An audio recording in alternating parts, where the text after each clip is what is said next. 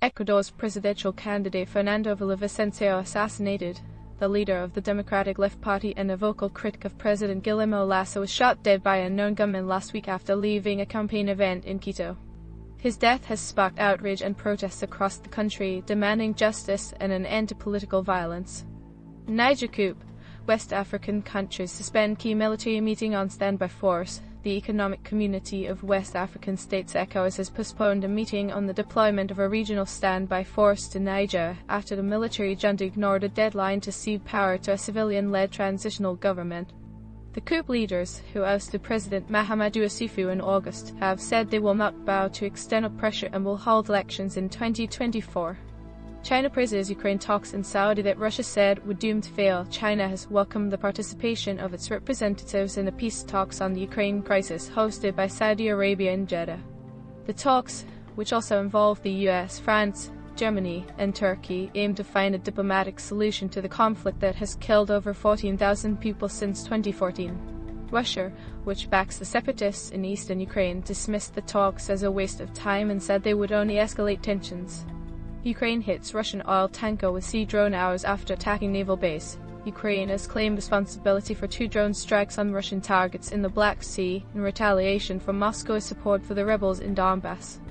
The first strike hit a Russian naval base near Sevastopol, damaging several vessels and buildings.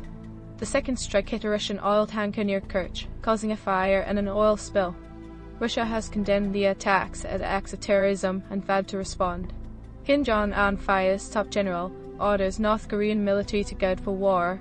North Korea's leader Kim Jong Un has sacked his chief of general staff, Pak Jong-chon, for great dereliction of duty and ordered the military to prepare for war against hostile forces. The move comes amid rising tensions with South Korea and the US over Pyongyang's nuclear and missile programs. Kim also accused Pak of corruption and incompetence, saying he had failed to modernize the army and ensure combat readiness. China says military company worker exposed as CIA spy. China has announced that it has arrested a Chinese national who worked for a military company on charges of spying for the CIA. The suspect, identified only as Liang, was accused of passing classified information on China's defense industry and military technology to US agents since 2018. China said Liang had confessed to his crimes and expressed remorse. The US has not commented on the case.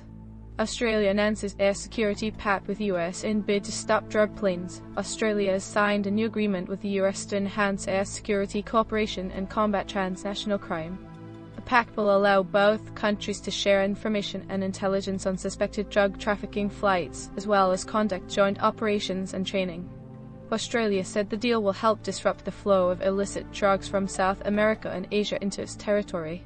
Saudi's MBS wants more than peace at its Ukraine summit. Saudi Arabia's Crown Prince Mohammed bin Salman MBS has hosted a high-level summit on the Ukraine crisis in his country's Red Sea city of Jeddah, in a bid to boost his image as a peacemaker and a regional leader. MBS, who faces criticism over his role in the murder of journalist Jamal Khashoggi and the war in Yemen, hopes to use the summit as an opportunity to improve ties with Western allies and counter Iran's influence. Eritrean diaspora vowed to continue disrupting festivals that promote dictatorship. Eritrean activists living abroad have pledged to keep protesting against cultural events organized by supporters of President Isaias Afwerki, who has ruled the African nation with an iron fist since 1993. The activists say the festivals are propaganda tools that glorify Afwerki's regime and ignore the human rights violations and repression in Eritrea. They have staged demonstrations in several countries, including Germany, Sweden, and Canada. Webb telescope captures image of most distant star ever seen. NASA's James Webb Space Telescope JWST, which was launched into orbit last month, has sent back its first image of a star that is more than 13 billion light-years away from Earth. The star, named GN11, is the oldest and most distant object ever observed by humans. It formed when the universe was only 400 million years old, and its light has taken 13.4 billion years to reach us.